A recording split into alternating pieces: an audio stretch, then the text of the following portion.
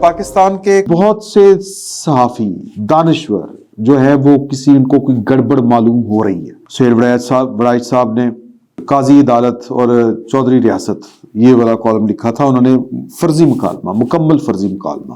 اس column میں انہوں نے جس خدشے کا اظہار کیا تھا اس سے ملتا جلتا اظہار آج جناب عرفان صدیقی صاحب نے بھی کر دی. عدلیہ اور فوج کی سوچ کا یہ تضاد تشویشناک منطقے میں داخل ہو رہا ہے. کینٹی وجا دیتی وہ جو بات کہی تھی جناب سہیل وڑائچ صاحب نے، یہ بھی وہی بات کہہ رہے ہیں. یہ جو جج ہے نا، کوئی چند چڑھوان گئے. وہ جو کام ابھی ادھورے ہیں وہ پورے ہونے چاہیے، ورنہ حد نگاہ صفر حد تک جا سکتی ہے.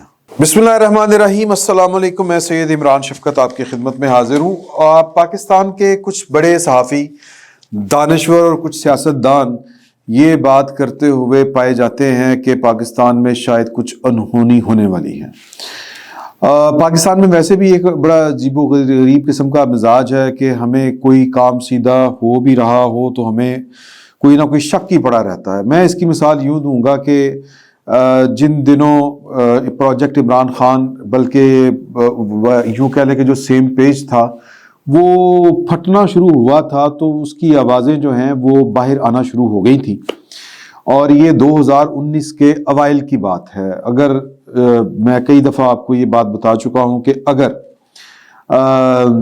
جو کرونا نہ آتا تو شاید جو عمران خان صاحب کی جو کہہ لیں کہ پیچھے سے فوج یا ان کی جو اس وقت کی اسٹیبلشمنٹ تھی وہ بہت اسی وقت شروع میں ہی اپنا ہاتھ کھینچ لیتے اور کہتے کہ بھائی تو کر لا جو کرنا. تو جو انہوں نے خیر بعد میں جو ہے وہ ان سے ایک طرح سے لا تعلقی کا اظہار کیا. بڑا ٹائم لگا اس کے اوپر. تو تب بھی بہت سے لوگ جو تھے، ایون جب ووٹ آف نو کانفیڈنس آ رہا تھا تو چیزیں جو ہوتی ہیں اوپر نیچے، ان کو دیکھتے ہوئے لوگ جو تھے وہ ڈر جاتے تھے اور کہتے تھے کہ نہیں یہ کوئی اندروں ہے، یہ بھی رلیا ہوا ہے. یہ چیزیں رلا تو ہوتا ہے کوئی نہ کوئی. میں یہ نہیں کہہ رہا کہ یہ محض خدشات ہوتے ہیں، کچھ نہ کچھ چیزیں گڑبڑ ہو رہی ہوتی ہیں. تو لیکن ایک سیاسی عمل ہوتا ہے جس کو آپ کو دیکھ کے اندازہ لگانا ہوتا ہے کہ یہ جو نیا چل رہی ہے کنارے کی طرف، یہ کنارے تک لگے گی کہ نہیں لگے گی، کہ درمیان میں ڈوب جائے گی. تو یہ تھوڑا سا تجزیہ جو ہے یہ سیاستدانوں کا بھی کام ہوتا ہے، تھوڑا بہت صحافیوں کا بھی کام ہوتا ہے. اس وقت بھی بہت سے صحافی دانشور جو ہے وہ ان کو کوئی گڑبڑ معلوم ہو رہی ہے. پہلے جو تھا آپ کو اچھی طرح یاد ہوگا کہ جناب سہیل وڑائچ صاحب نے کالم لکھا تھا چودھری عدالت اور چودھری ریاست والا. تو یعنی قاضی عدالت اور چودھری ریاست یہ والا کالم لکھا تھا. انہوں نے فرضی مکالمہ، مکمل فرضی مکالمہ. اب فکری اعتبار کے ساتھ جو سہیل وڑائچ صاحب ہیں وہ اور جو عرفان صدیقی صاحب ہیں، دونوں بڑے محترم ہیں. ان کا سیاسی نظریاتی جو ہے، چونکہ عرفان صدیقی صاحب تو پاکستان مسلم لیگ نون سے ان کا تعلق ہے، دانشور ہیں، لکھتے ہیں، استاد ہیں. لیکن سہیل وڑائچ صاحب جو ہیں وہ ایک صحافی ہیں. ان کی جو سیاسی وابستگی نہیں ہے کوئی. ہاں آپ ان کو پسند کریں ناپسند کریں، آپ کو ان کے کسی تجزیے سے اختلاف ہو سکتا ہے، اتفاق ہو سکتا ہے، لیکن وہ اناؤنسڈ طور کے اوپر کسی پارٹی کے ساتھ نہیں ہیں. اور ان کے خیالات، ایون عمران خان صاحب کا جب دور تھا تو بڑا مشہور زمانہ ان کا کالم تھا یہ کمپنی نہیں چلے گی، آپ کو یاد ہوگا. تو اب اگر کسی پارٹی کو مثال کے طور کے اوپر آج کل ان کو نون لیگ والے اچھا نہیں سمجھ رہے، تو ایک وقت تھا کہ ان کو پاکستان تحریک انصاف والے بھی اچھا نہیں سمجھتے تھے. یہ صحافی کے ساتھ المیہ ہوتا ہے، اور یہ میں سمجھتا ہوں کہ یہ صحافی کا یہ اس کا جو اصل جو میڈل ہوتا ہے وہ یہی ہوتا ہے. بہرحال یہ لیکن جو عرفان صدیقی صاحب ہیں اور ان کے اور سہیل وڑائچ صاحب کے درمیان جو ایک نظریاتی اور اصولی اختلاف جو بھی تھا، اس کا اظہار دونوں لکھاریوں نے لکھ کے کیا. کالم لکھا، جواب آیا، پھر یعنی جواب بالجواب، پھر جواب بالجواب، یہ سلسلہ چلتا رہا. ان کا یہ خیال تھا کہ نواز شریف صاحب کو سب کو ساتھ لے کے چلنا چاہیے، زیادتیاں ہو رہی ہیں عمران خان صاحب کے ساتھ. تو آج جو ہے، اور پھر اس دوران آخر میں سہیل وڑائچ صاحب نے جو کالم لکھا چودھری عدالت اور قاضی عدالت اور چودھری ریاست علی، اس کالم میں انہوں نے جس خدشے کا اظہار کیا تھا اس سے ملتا جلتا اظہار آج جناب عرفان صدیقی صاحب نے بھی کر دیا ہے. یعنی کہ دونوں صاحبان کی جو رائے ہے وہ ایک جگہ کے اوپر آ کے مل گئی ہے. ایک طرح سے دونوں کے خدشات ایک طرح سے ہیں. ظاہر ہے کہ جو استاد ہیں جو عرفان صدیقی صاحب، ان کے جو تحریر کی کا رنگ، چاشنی، اسلوب، میں کہتا ہوں کہ وہ اپنے بندے کو اپنے قاری کو، پڑھنے والے کو جکڑ لیتا ہے. انہوں نے اسی طرح کا لکھا ہے. میں پورا کالم تو نہیں آپ کو پڑھ کے سنانا چاہتا کہ آپ کا وقت ضائع تو خیر نہیں ہوگا، لیکن کنزیوم ضرور ہوگا.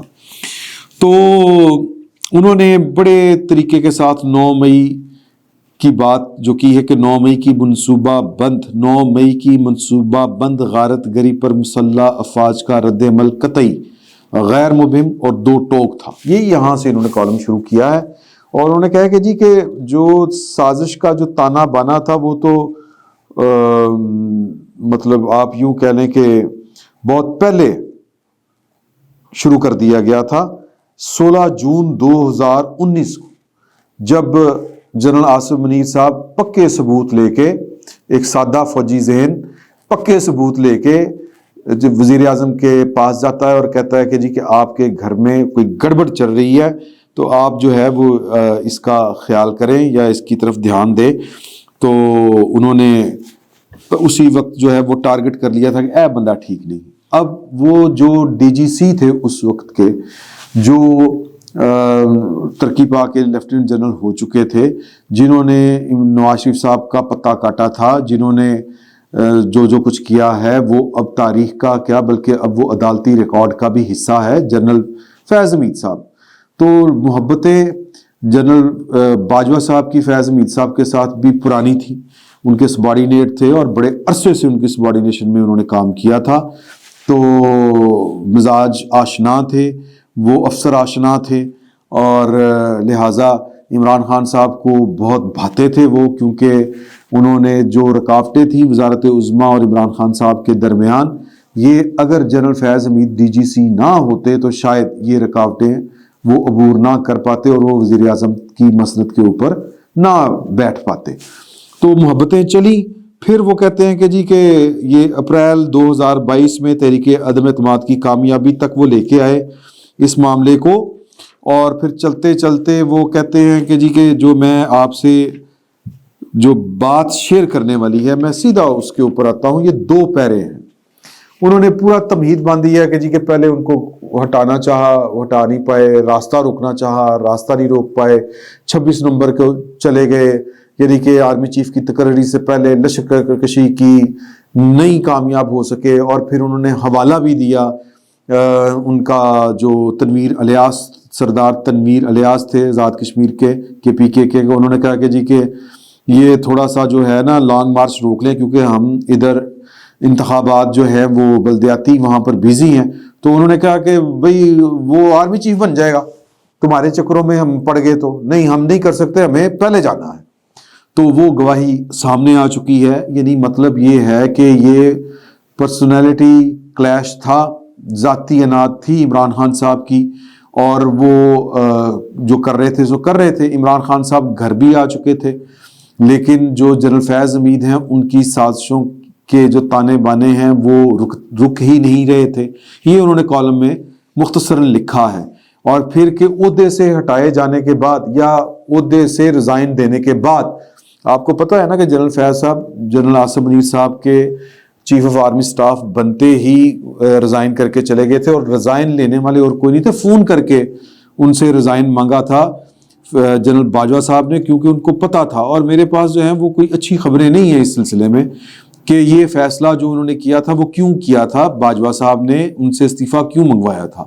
اس لیے منگوایا تھا کہ جنرل فیض حمید صاحب جو ہیں وہ بہت نیکسٹ لیول کے اوپر چلے گئے ہوئے تھے. انہوں نے یہ اس کالم میں بھی لکھی ہے, کچھ باتیں میرے پاس بھی ہیں, وہ مناسب نہیں ہے اس وقت وہ والی باتیں کہنی, کیونکہ مرے نمارے شامدار. فیض میر صاحب ویسے ہی زیر عتاب ہیں اس وقت, وہ خود کو سمجھ رہے ہیں, یا ہو بھی سکتا کہ ہیں, لیکن اگر یہ کالم پڑھے تو وہ خیر زیر عتاب نہیں ہے, وہ ابھی تک سازشوں میں کیا کہتے ہیں مصروف ہے. تو پھر یہ بات گھماتے گھماتے یا چلتے چلتے بات جو ہے وہ کہتے ہیں کہ جی کہ پھر یہ 9 مئی والا واقعہ ہوتا ہے.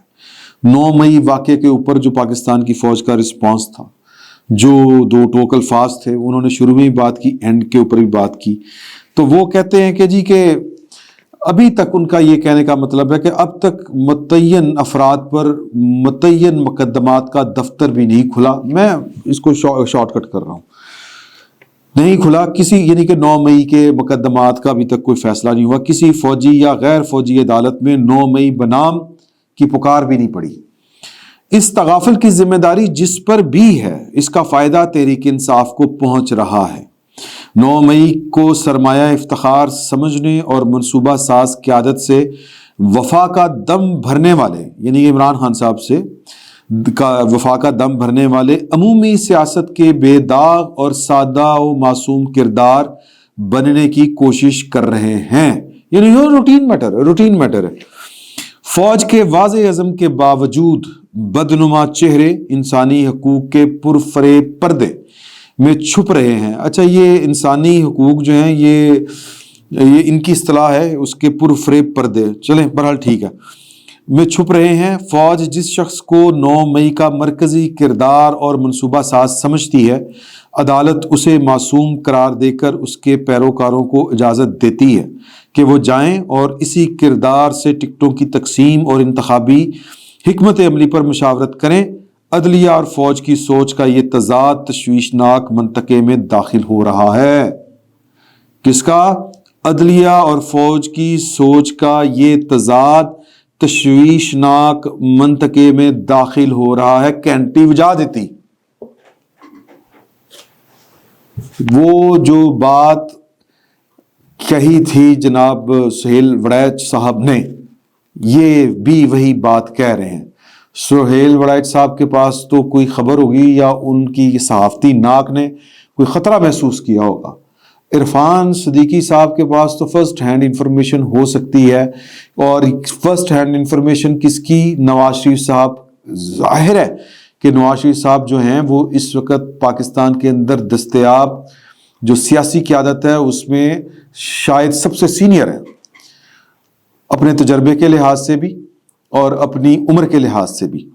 تو وہ اگر یہ محسوس کر رہے ہیں تو زبان, یعنی کہ کہہ لیں کہ سینسز, حواس خمسہ جو ہے, یہ چھٹی حص جو ہے وہ جناب نواز شریف صاحب کی لگتی ہے, اور زبان جو ہے وہ عرفان صدیقی صاحب کی لگتی ہے. میں ایسے نہیں کہہ رہا کہ عرفان صدیقی صاحب کو یہ بات بالکل سمجھ نہیں آ رہی, ان کو بھی آ رہی ہوگی, لیکن میں یہ کہتا ہوں کہ عرفان صدیقی صاحب کی یہ اکیلی بات نہیں ہو سکتی. یہ خطرہ نواز شریف صاحب کو بھی نظر آ رہا ہوگا. ایک بات آگے وہ کہتے ہیں کہ اگر فوج کے بقول 9 مئی ناقابل فراموش اور ناقابل معافی ہے تو بلا تاخیر تمام شواہد کے ساتھ بغاوت اور سازش کی جزیات کو سامنے لایا جائے تاکہ میڈیا, عوام اور عدلیہ تک واضح پیغام جا سکے کہ ان کا سابقہ کن لوگوں سے پڑا ہے. معاملات اس لیے الجھ رہے ہیں کہ 9 مئی کی سنگینی ابھی تک پوری طرح آشکار نہیں کی جا سکی. طویل خاموشی کے باعث دھند گہری ہو رہی ہے. 0 تک محدود ہوتی حد نگاہ کسی بھی حادثے کا سبب بن سکتی ہے. سر جی بات بڑے وہ طریقے سے کر گئے ہیں. ایک طرف وہ کہہ رہے ہیں کہ جی کہ اور یہ اس میں قصور وہ پاکستان کی فوج کا نکال رہے ہیں کہ اگر پاکستان کی فوج فارمیشن کمانڈرز ادھر ادھر, انہوں نے کہا تھا کہ یہ جناب 9 مئی کو جو ہو گیا ہے یہ دشمن بھارت بھی ہمارے ساتھ نہیں کر سکا, یہ قابل معافی نہیں ہے, اور ان کو منطقی جو انجام تک پہنچایا جائے گا, جو اس کے فیصلہ ساز ہیں, جو اس کے منصوبہ ساز ہیں, اور جو اس کے اوپر 9 مئی کو جنہوں نے عمل کیا ہے ان کو. لیکن ابھی تک ہوا کچھ بھی نہیں. اب یہ کیوں نہیں ہو سکا؟ سر اس لیے نہیں ہو سکا کہ شاید جنرل آصف، میں یہ بات جو ہے یہ فوج کا ڈسپلن ہے، میں اس کے اوپر بات نہیں کرنا چاہ رہا تھا، لیکن یہ بات میرا خیال ہے کہ اب کر دینا ضروری ہے کہ شاید جنرل آصف منیر صاحب جو ہیں وہ مطلب ایک جس کو ہم کہتے ہیں نا وہ والا کلچرل پریشر اس میں تھے، یا پھر وہ جو فیلڈنگ جنرل باجوہ صاحب لگا گئے ہوئے تھے کہ میں اگلا بھی 3 سال میں آرمی چیف ہوں، اور اپنی مرضی کے کور کمانڈر پروموٹ کر کے لگا گئے تھے. تو ایک یہ بھی ہو سکتا ہے، 2 باتیں ہو سکتی ہیں. آصف منیر صاحب یہ سوچ رہے ہوں کہ جناب کے ایک کلچرل دباؤ بھی ہو سکتا ہے فوج کا کہ او جناب یہ فوجی ان کو کیا نہیں، یہ نہیں کرنا وہ نہیں کرنا، یا پھر یہ کہ پھر وہ جو وائرس عمران خان ہے جو فوج کے اندر جو ہے وہ یعنی ڈسپلن کی وجہ سے تو نہیں بولتے لیکن نک منہ تے بڑھتے ہوں گے نا یار، تو آصف منیر صاحب کو وہ فیل آتی ہو، اس لیے وہ ذرا تھوڑا سا دھیمے مزاج سے چل رہے ہوں. نتیجہ یہ نکلا ہے کہ 9 مئی کے جتنے بھی کردار ہیں ان کے خلاف ابھی تک کوئی فیصلہ نہیں آیا، اور جج سپریم کورٹ کے بیٹھ کے کہہ رہے ہیں یا ہائی کورٹس کے یا پھر نچلی عدالتوں کے، یہ ذہن میں رہے کہ ان میں سے ہائی کورٹس کے تو بہت سے ایسے جج ہیں جو پروجیکٹ عمران خان کا پارٹ تھے، اور سپریم کورٹ میں بھی اس طرح کے بہت سے جج ہیں جو پروجیکٹ عمران خان کا حصہ رہے ہیں. تو ابھی بھی ان کی ہمدردیاں ان کی طرف ہیں، تو یہ ایک ٹکراؤ کی صورت بن رہی ہے. قصور اس میں پاکستان کی فوج کا ہے. پائن اگر آپ کا سول سسٹم 16 ماہ کی حکومت کوئی کام نہیں کر سکی تو 9 آپ کی فوجی عدالتیں تو ہیں، آپ نے کیا کون سا کام کر دیا ہے، یہ ان کا گلہ ٹھیک ہے، لیکن کافی سارے کام ہیں جو نواز شریف صاحب نے بھی نہیں کیے. نواز شریف صاحب بھی اس طرح کھل کے نہیں آئے 9 مئی والوں کے خلاف اور 9 مئی کے فیصلہ سازوں کے خلاف. اس طرح کر کے انہوں نے سیاسی جو ایک ہوتا ہے منہ دینا جس کو ہم کہتے ہیں، انہوں نے وہ بھی نہیں دیا گراؤنڈ کے اوپر. یہ سارے مل ملا کے صورتحال یہ بن رہی ہے کہ وہ کہہ رہے ہیں کہ عدلیہ اور فوج کی سوچ کا یہ تضاد تشویشناک منطقے میں داخل ہو رہا ہے. 0 تک محدود ہوتی حد نگاہ کسی بھی حادثے کا سبب بن سکتی ہے. سارے کام خراب ہو رہے ہیں، اور میرا خیال ہے کہ لوگوں کو تھوڑا سا پیچھے ایک قدم ہٹ کے ذرا سوچنا پڑے گا. کل میری ایک بہت اہم شخصیت کے ساتھ بات ہو رہی تھی جو ایک انتظامی عہدیدار ہے اور جو پاکستان کی سروس سے جس کا کوئی تعلق نہیں لیکن ہے وہ عہدیدار. تو ان سے بات ہو رہی تھی تو انہوں نے کہا کہ یہ جو خرم لطیف کھوسا والا جو معاملہ تھا نا، بیٹے والا، خرم لطیف کھوسا جو سردار لطیف کھوسا کے بیٹے ہیں، تو انہوں نے کہا کہ یار یہ جو جج ہے نا اے کوئی چند چڑھوان گے، یہ جو عمران خان کی محبت میں مرے جا رہے ہیں نا اے کوئی نہ کوئی چند چڑھوان گے. تو بہرحال سب کو اپنے اپنے کام کرنے چاہیے، وہ جو کام ابھی ادھورے ہیں وہ پورے ہونے چاہیے، ورنہ حد نگاہ 0 حد تک جا سکتی ہے. فی الوقت اتنا ہی. بہت بہت شکریہ. سمجھو خطرناک گل.